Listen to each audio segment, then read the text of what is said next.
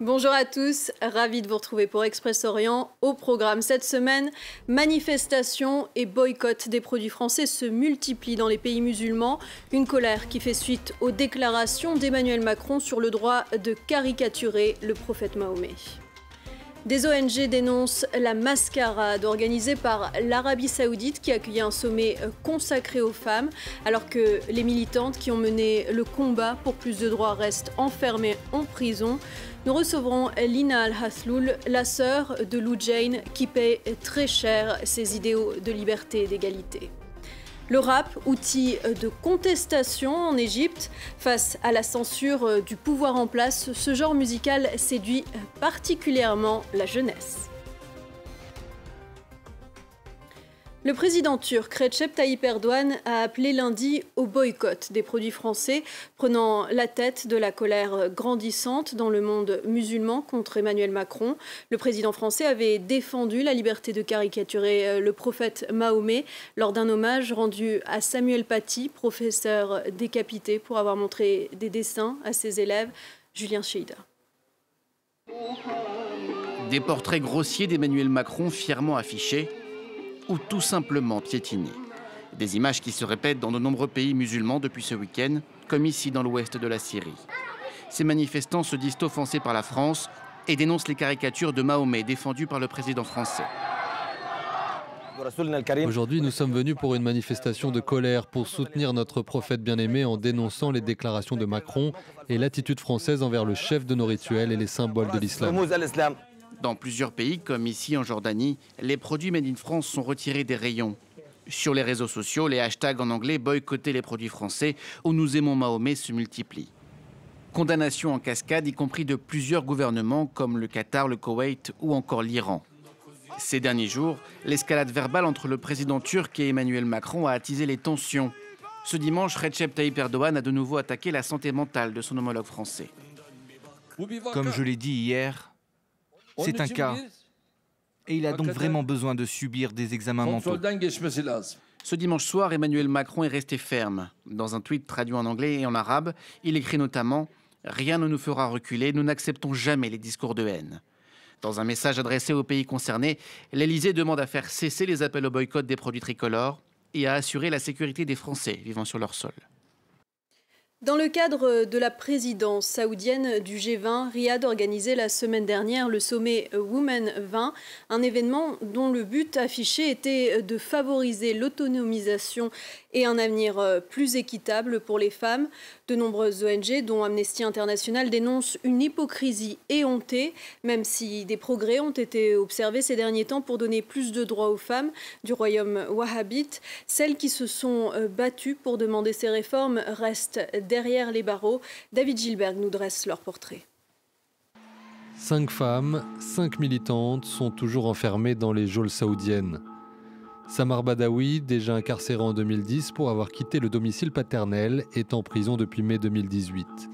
Elle est la sœur du blogueur et écrivain Raif Badawi, enfermé depuis 2012. Son mari, avocat, est également emprisonné.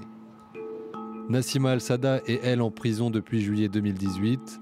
Cette activiste de la minorité chiite s'était faite remarquer par sa candidature au municipal en 2015, première élection saoudienne où les femmes furent autorisées à se présenter.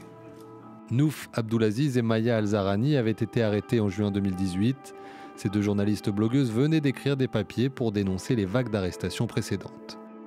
Mais celle qui incarne aujourd'hui la lutte des femmes saoudiennes, c'est elle. Lou Jane Al-Hasloul fait parler d'elle la première fois en octobre 2013 avec cette vidéo dans laquelle elle conduit. Un sacrilège à l'époque en Arabie Saoudite, 5 ans avant que cela ne devienne légal. Son passage en voiture de la frontière avec les Émirats Arabes Unis lui vaudra 73 jours de prison. Après sa libération, elle continue de militer contre la tutelle imposée aux femmes dans son pays, jusqu'à son arrestation il y a 2 ans et demi. Et nous allons tout de suite retrouver la sœur de Lou Jane Al-Hasloul, Lina Al-Hasloul. Merci d'être avec nous depuis Berlin.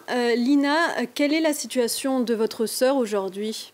Lou Jane est en prison depuis 2 ans et demi, sans procès.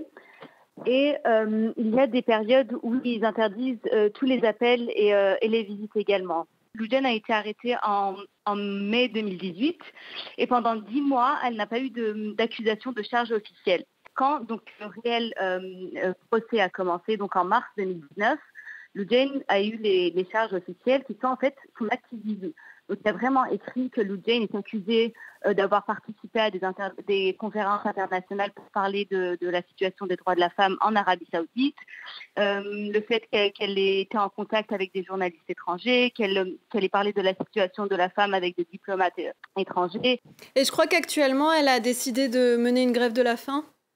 Oui, donc c'est ça. C'est la deuxième grève de la faim qu'elle commence et c'est toujours pour protester contre le fait que la prison lui ment.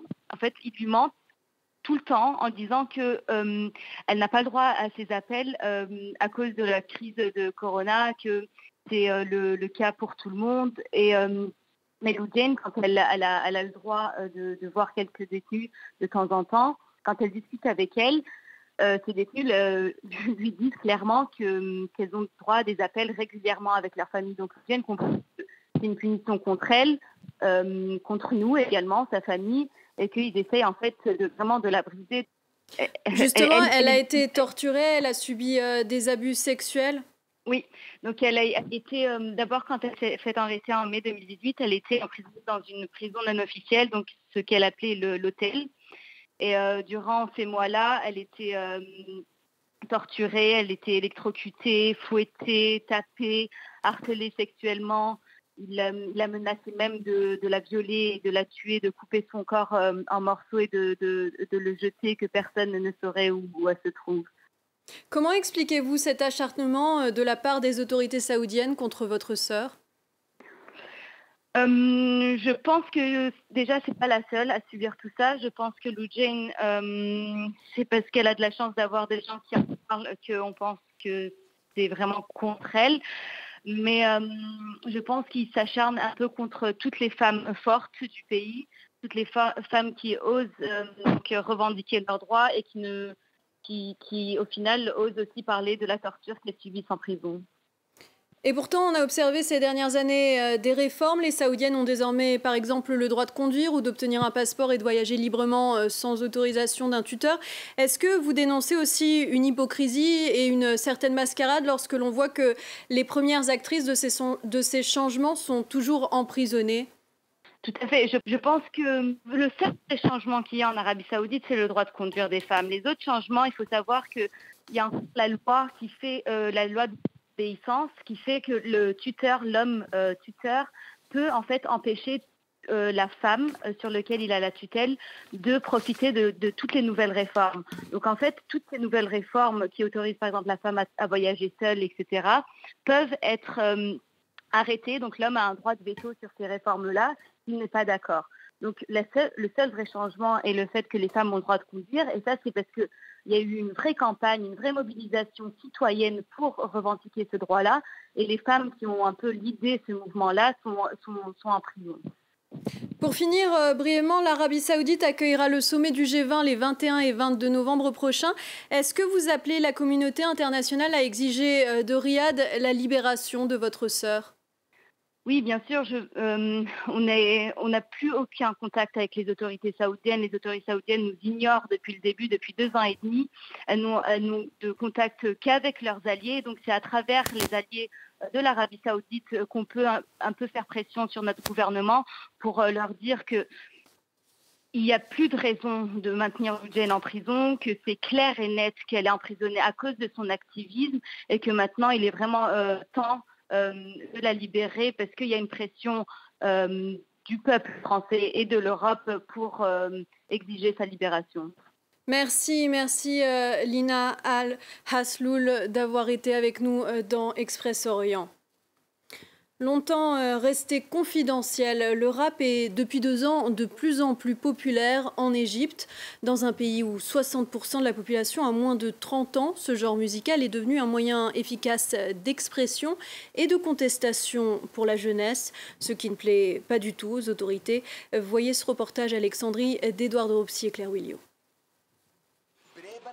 Quelques minutes avant le show, les jeunes rappeurs répètent en coulisses. Tous les 3 mois, des battles de rap ont lieu dans ce centre culturel d'Alexandrie. Certains viennent du Caire pour assister à ces joutes. Ce jour-là, le maître de cérémonie arbitre le duel entre 2 jeunes rappeurs. Insultes, agressivité et réparties réjouissent le public.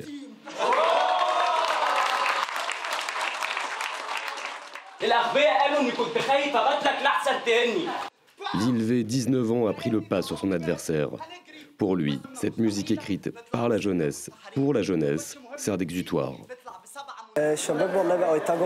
Le rap les représente, contrairement aux autres musiques qui ne leur parlent pas de leur quotidien. Nous, on leur raconte des choses qui existent dans leur vie. Et ça, c'est parce que nous-mêmes sommes jeunes et ressentons ce qu'ils vivent.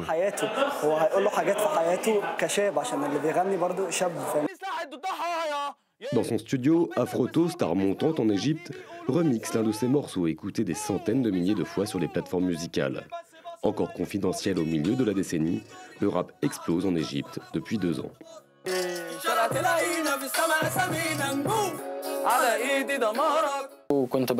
Je rappais dans la rue avec mes amis, je n'étais pas présent sur Internet parce qu'à l'époque, on ne pouvait pas mettre nos chansons en ligne.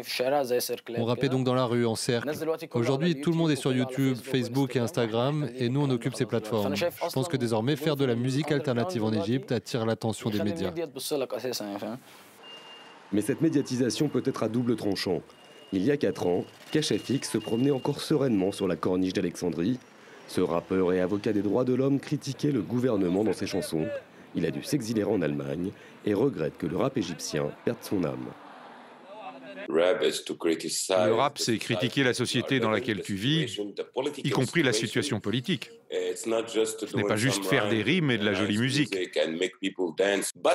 Mais je peux comprendre et je peux imaginer ce que c'est que de vivre dans un régime autoritaire, avec de la censure, alors que l'on veut faire ce que l'on aime et en même temps rester en sécurité.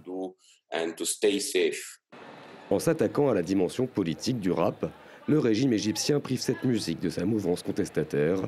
Pour continuer à exister, la nouvelle génération va devoir se réinventer.